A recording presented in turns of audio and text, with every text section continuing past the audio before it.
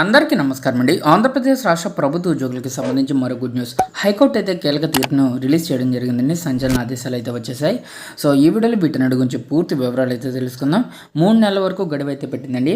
అలా 3 నెలలలోపు క్లియర్ చేయకపోతే ఏపీసీఎస్కు కీలక ఇన్స్ట్రక్షన్స్ అయితే జారీ చేస్తామని హైకోర్టు తెలియజేయడం జరిగింది. సో ఈ వీడియోలో వీటన్నిటి గురించి పూర్తి వివరాలు అయితే తెలుసుకుందాం. ముందుగా వీడియోని సపోర్ట్ చేసే వారందరూ కూడా వీడియోని ఒక లైక్ చేసి మీ తోటి ఉద్యోగ మిత్రులకు వీడియోని అయితే షేర్ చేయండి.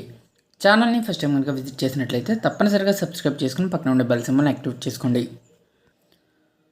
ఆంధ్రప్రదేశ్ రాష్ట్ర ప్రభుత్వ ఉద్యోగులకు సంబంధించి పదోన్నతుల ప్రక్రియ 3 నెలల్లోగా పూర్తి చేయండి అని చెప్పేసి, ఒకవేళ విఫలమైతే సీఎస్ మా ముందుకు హాజరు కావాలి అని చెప్పేసి హైకోర్టు సంచలన ఆదేశాలు అయితే జారీ చేయడం జరిగిందండి. కోర్టు ధిక్కరణ కేసులో హైకోర్టు అయితే ఈ మేరకు అప్డేట్ అయితే ఇవ్వడం జరిగింది.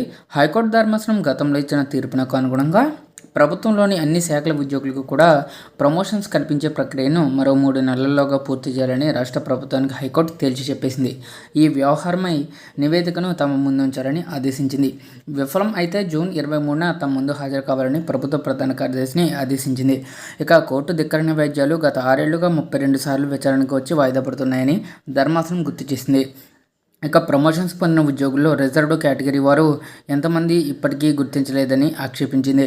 మరోవైపు రిజర్వ్డ్ కేటగిరీలో వారికి పదోన్నతి కల్పించడం వల్ల ప్రభావితమైన ఇతర ఉద్యోగులకు సైతం పదోన్నతులు ఇచ్చేందుకు చర్యలు తీసుకోలేదంటూ తప్పుపట్టింది.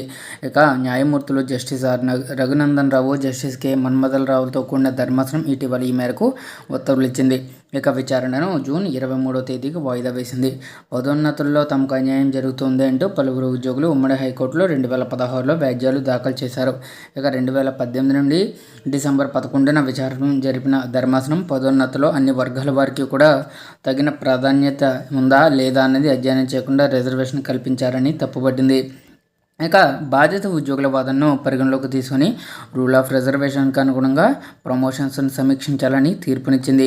ఈ ఉత్తర్వులను రాష్ట్ర ప్రభుత్వం అమలు చేయకపోవడంతో సెక్రటేరియట్, బీసీఓసీ ఎంప్లాయీస్ అసోసియేషన్తో పాటు పలువురు ఉద్యోగులు 2019, 2020, 2022 సంవత్సరాల్లో కోర్టు ధిక్కరణ వ్యాజ్యాలు దాఖలు చేశారు. వీటిపై హైకోర్టు ఇటీవల విచారణ జరిపిన సందర్భంగా పై వ్యాఖ్యలు అయితే చేసింది. సో దీనికి సంబంధించి మరో 3 నెలల్లోగా అన్ని శాఖల ఉద్యోగులకు కూడా ప్రమోషన్స్ పూర్తి చేయాలని చెప్పేసి ఆదేశాలు జారీ చేసింది.